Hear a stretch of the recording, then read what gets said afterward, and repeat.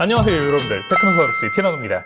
안녕하세요 여러분들, 티라노 컴퓨터 직원 은매입니다. 엄청 오랜만인 것 같은데 그죠? 요즘 뭐 편하잖아요? 조립 같은 거 없어가지고. 저는 저 쇼츠 이제 안 만들어도 돼요?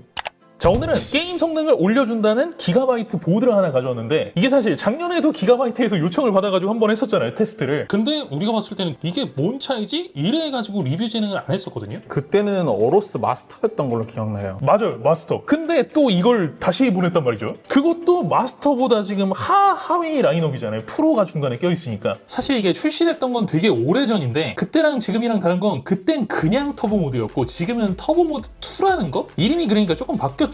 제가 물어보니까 기가바이트에서 주장하는 바로는 이 보드에 온보드 AI 칩이 탑재됐대. 그래가지고 걔가 이제 시스템 상태를 실시간으로 모니터링하면서 시스템에 알맞게 오버클럭을 오토로 땡긴다. 이게 자세하게 어떤 부분을 만진다 이런 얘기는 없지만 익스트림 모드로 구동 시 최대 25%까지 프레임 향상이 있다. 지금 이렇게 얘기를 하고 있거든요. 어때요? 실제로 돌려보니까 아니 그 어제 보내주신 자료 진짜예요? 근데 이거 제가 먼저 다 찍어놨거든요. 영상부터 보면서 말씀드릴게요. 일단 9800X3D로 진행을 했네요. 근데 사실 기가바이트에서 얘기하는 건 950X3D를 장착해서 해봐라 했었는데, 그거는 3D 캐시가 안 올라간 CCD를 죽이는 방식이기도 하고, 사실상 이걸 쓰실 분들은 게임 성능 변화가 궁금하실 거 아니에요. 그래서 9800X3D, 9850X3D 쪽이 더 많을 것 같아서 그런 쪽으로 해봤습니다. 아니 근데 지금 이게 보면은 CPU도 그렇지만 GPU 쪽도 지금 전력 들어가는 거나 점유율, 클럭 이런 게 전부 다 다르거든요. 이거 설정이 똑같은 건 맞는 거죠? 이게 제가 해보면서 추측해봤을 때는 CPU만 단독으로 오버클럭 해주는 게 아니라 메모리, 전력 이런 걸 다 건드는 느낌 같더라고요. 모드를 바꿀 때마다 클럭, 전력, 점유율 이런 것들이 조금씩 바뀌어요. 그러면은 돌릴 때마다 그러니까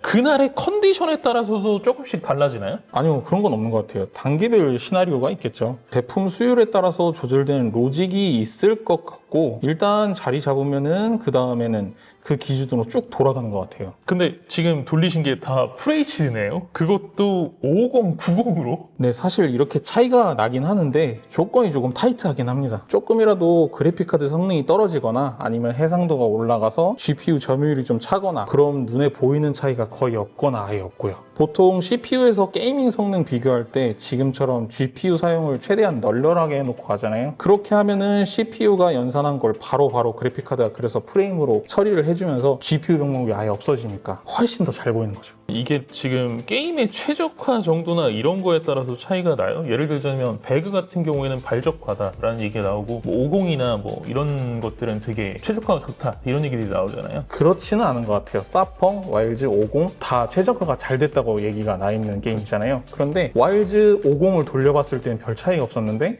사펑은 돌리면 또 차이가 보여요. 지금 보면은 설정이 오프, 스탠다드, 맥스, 익스트림 이런 식으로 구성이 되어 있는 것 같고, 익스트림이 가장 빡센 설정인 것 같아요. 대부분이 거기서 지금 가장 잘 나와요. 근데 익스트림보다 맥스나 이런 것들이 더 잘 나오는 경우도 있네요. 이게 항상 익스트림이 잘 나오지는 않아요. 스탠다드, 맥스, 익스트림 순으로 더 좋아지는 느낌이긴 한데 간혹 가다가 맥스랑 익스트림이 역전되는 경우도 있어요. 그리고 1%로 오프레임, 0.1%로 오프레임으로 가면 더 뒤죽박죽으로 변하죠. 그런데 이건 아무리 봐도 제가 봤을 때는 결국에는 5090을 FHD로 쓰시는 분들 같은 경우에는 뭐 배그 완전 빡게임을 하시겠다 이런 분들은 간혹 있을 수는 있겠지만, 대부분은 아마 5090에 FHD 조합을 하시는 분들은 없을 것 같고요. 그리고 지금 여기 결과 보면은 결국에는 QHD, 4K 올라가면 갈수록 차이가 없다는 얘기인 거잖아요. 플러스 5090이 아니라 5070ti, 뭐 5060ti 이런 식으로 내려오게 되면은 더 차이가 안 날 거고, 심지어 이거 보드 모드를 바꾸려면 막 델키 눌러가지고 들어가가지고 바이오스에서 바꾸고 막 재부팅하고 다시 컴퓨터 키고 이러면 이거 겁나 귀찮을 것 같거든요. 이걸 그러면 누가 쓸까요? 이런 기능을? 사장님 말씀이 맞아요. 5090이랑 FHD 조합이 좀 이상하기도 하고, 5080, 5070 Ti로 내려오면은 또 차이가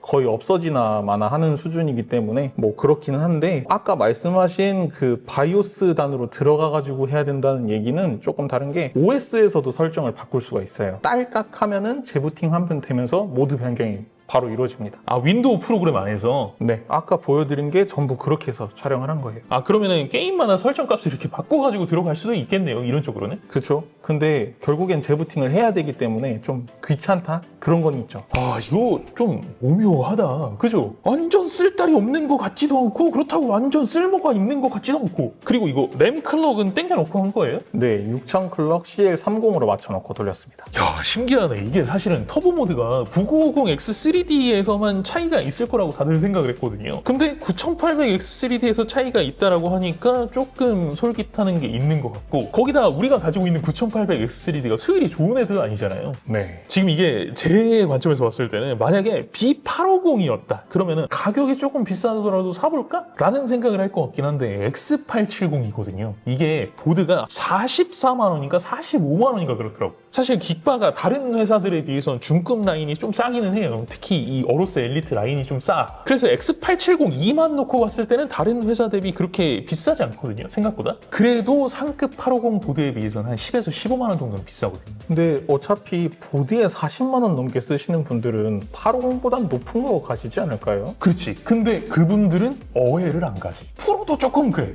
마스터 가야지 기분이 좋아. 그래도 RGB 안 들어가는 거 원하시는 분들은 괜찮지 않을까요? RGB 있잖아요. 아, 있으나 마나구나. 살짝 느낌이.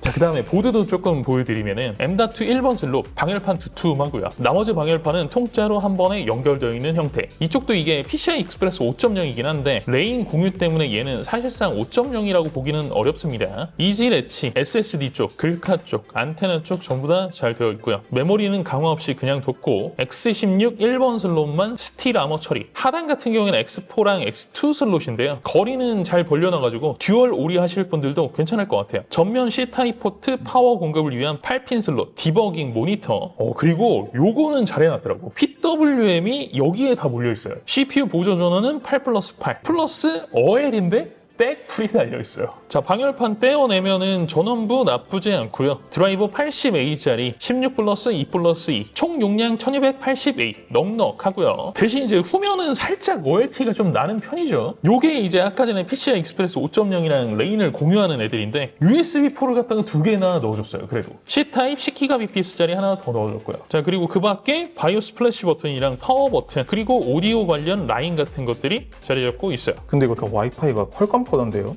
맞아.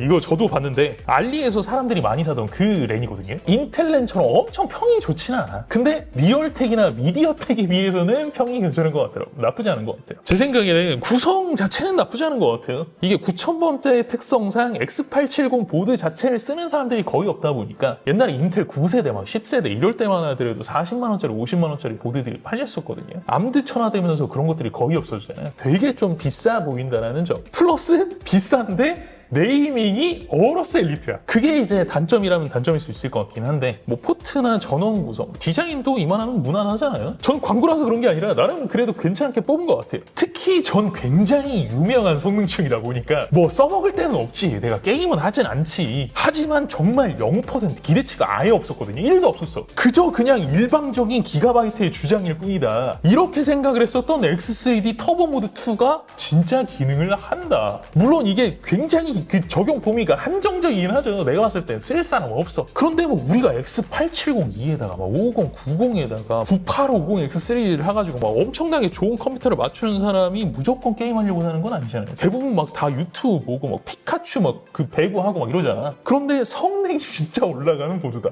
이거 끌릴 수 있어요. 진짜 잘 만들었어요. 좋아. 훌륭하다. 다만 아니 이런 걸 만들 거면은 작년에 만들었어야지. 이 양반들아 이걸 지금 내놓으면 누가 사란 얘기야. 지금 컴퓨터 사는 사람들이 아예 없는데. 램이랑 SSD 가격 나락간 이후부터는 없어 사람이. 그러니까 어차피 그 AM5잖아요. 다음 세대 또 쓸 수 있잖아. 젠6 쓸 수 있잖아. 늦어야 뭐 내년에 나온다라고 했으니까 그때 가면 봅시다. 그때까지 조금 더 갈고 다듬어가지고 지금 익스트림이 맥스보다 더 잘 안 나온다. 그럼 뭔가 조금 이상한 거잖아요. 상태가. 좀 더 최적화를 하면 괜찮을 수도 있는 거잖아. 그때 좀 많이 팔아보자고. 미안합니다. 지금은 많이 팔아드릴 수가 없어. 움직임이 생겼을 때 그때 가보자고요. 자, 뭐 또 직접 테스트를 하셨으니까 제가 빼놓은 부분이 있을까요? 더 하시고 싶은 얘기 있으세요? 아니요. 예. 자, 그럼 마무리 지어볼게요. 하나, 둘, 셋, 끝! 자, 오늘 영상은 여기까지입니다. 영상이 재미있으셨다면 구독과 좋아요 그리고 알림 설정 꼭 잊지 말아주시고요. 저는 다음 시간에 또 재미있는 영상으로 찾아뵙도록 하겠습니다. 지금까지 저는 티라노였습니다. 고맙습니다. 의미였습니다. 감사합니다. 아니 할 말 있냐라고 하면 한마디라도 해야지. 아니요가 뭐예요. 뭐 할 게 없는데 어떻게 해요? 내년에 젠6 때 화이팅 기가바이트. 미안합니다.